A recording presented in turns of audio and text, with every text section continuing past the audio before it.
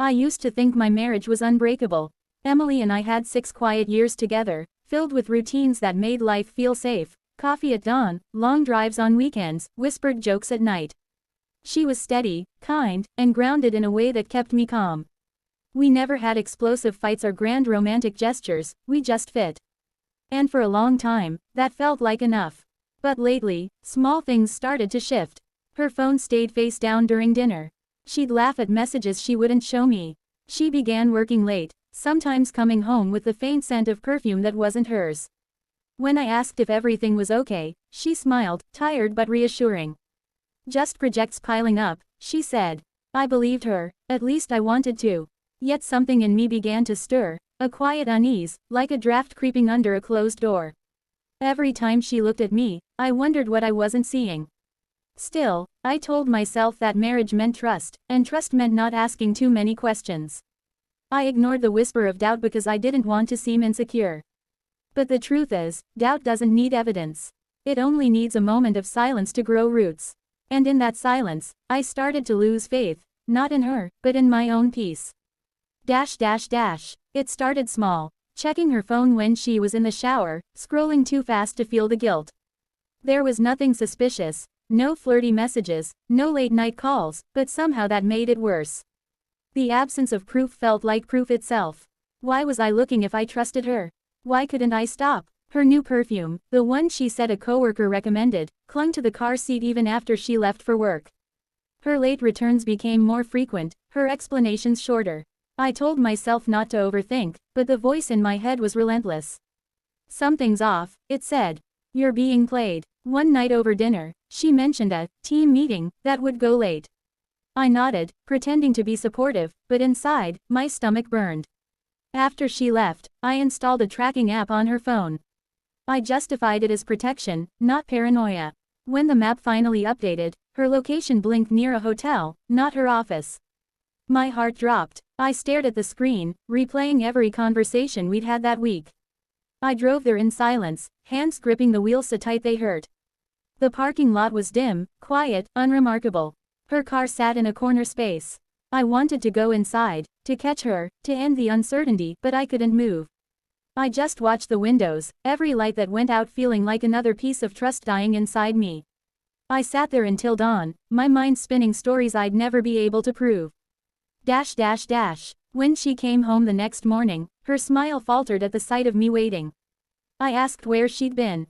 She said, calmly, at work. We had to finish a proposal. My voice shook when I said the name of the hotel. For a second, she just stared at me, then her face fell. You followed me. The words sliced deeper than I expected. I told her about the tracker, the sleepless night, the doubts. She didn't yell. She didn't cry. She just sat down, hands trembling. Yes, she said finally, I was at the hotel. But not for what you think. She explained that her best friend, Rachel, was escaping an abusive marriage. Emily had been helping her find a temporary place to stay, paying for the hotel herself because Rachel had nowhere else to go. Every late night, every secret message, every missed call, it was all tied to that. I felt my chest collapse. All the things I had twisted into lies were just acts of kindness I'd been too blinded to see. She looked at me, eyes wet, and whispered, you didn't even ask, did you? I couldn't answer. I wanted to say sorry, to explain, but guilt locked my throat. That night, she didn't sleep beside me. I lay there staring at the ceiling, realizing I had done the one thing she never did, I betrayed her trust. Not by loving someone else, but by believing she could. Months passed before the house felt like a home again. Emily agreed to counseling, though I could see forgiveness didn't come easily. She wasn't distant, just careful, like someone touching a scar that still hurt. I learned to stop checking her phone, stop tracking her movements, stop letting fear dictate love. It wasn't easy. Every time she stayed late again, my mind reached for old habits. But I forced myself to breathe, to believe. In therapy, I learned that trust isn't about proof, it's about surrender. You either give it completely, or you never had it to begin with. Emily didn't leave, but I knew a part of her saw me differently now. Not as her partner, but as the man who doubted her when she needed faith the most.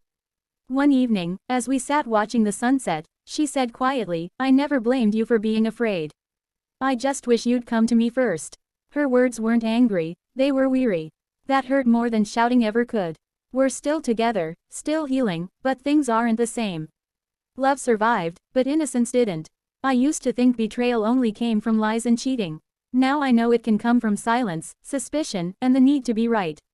If you're listening to this and your partner seems distant, don't jump to conclusions. Ask, talk, believe them until they give you a real reason not to. I almost lost the best thing in my life, not because she betrayed me, but because I couldn't trust her enough not to. Doubt destroys quietly. It doesn't crash in like anger or storm out like jealousy, it seeps, slowly, until every good memory starts to look suspicious. I wish I could go back to that first night I questioned her, take a breath, and choose belief over fear. Because sometimes, love isn't about knowing everything. It's about deciding that not knowing doesn't mean you're being deceived. If you truly love someone, believe them. Even when your mind tells you not to. Even when fear whispers otherwise. Because when trust dies, love follows close behind, and once it's gone, no amount of proof will ever bring it back. Believe her. Believe him. That's how love survives.